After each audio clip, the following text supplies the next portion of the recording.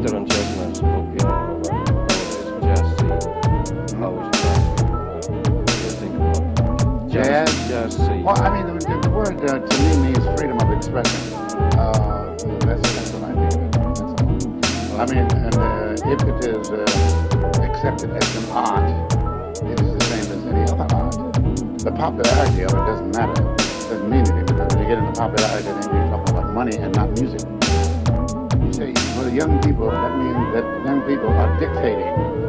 They're the dictators or the dictatresses of the day as far as the arts is concerned, and this is not true. The young people are the people who are buying because they are told to buy, and they cannot buy what is not pressed.